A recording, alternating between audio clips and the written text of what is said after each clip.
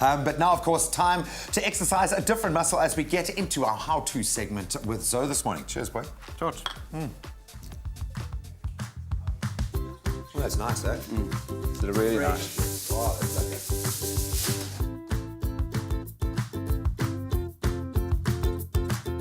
I love seeing a pretty pattern in an unexpected place, like when I open my chest of drawers and I see a beautiful print on this side. After all, doesn't every space deserve an African-inspired stencil splash? For today's how-to, we are upcycling our bedside tables by adding a beautiful African-inspired peekaboo print.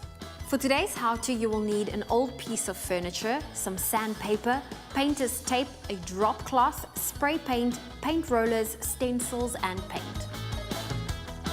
Our first step is to find a chest of drawers that needs some TLC. Next, we need to make sure that it is clean, dry, and dull, as shiny paint prevents any paint from sticking to it. Remove the drawers and handles and sand down the wood thoroughly to remove any imperfections and to create a smooth surface. For the smoothest finish, use coarse sandpaper and finish off with fine sandpaper. You can use an electric belt sander if the furniture piece you're revamping is in bad shape. Otherwise, sanding by hand works well. Wipe everything down with a damp cloth to remove any sawdust and dirt before we start painting. Painting with a sponge roller is an effective and fast way to cover an area with a coat of fresh paint. However, if it's done inefficiently, it can take just as long as if you were using a brush. First, make sure there is an adequate amount of paint in the paint tray. Roll the sponge around in the tray until the whole thing is coated. Wipe off the excess by rolling it against the upper part of the tray and paint the wood.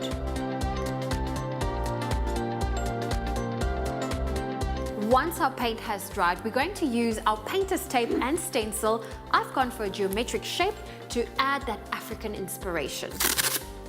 If you don't have a stencil, you can use your painter's tape to create your own pattern.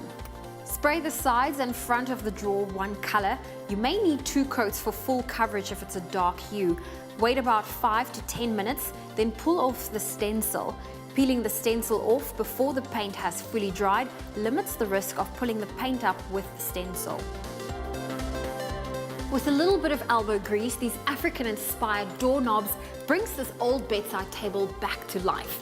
I just love the peekaboo patterns on the side of the drawer. It's going to make getting ready in the morning that much more fun. To view more of our how-to videos, subscribe to our YouTube channel. If you have any suggestions, head on over to our Facebook page and drop me a message.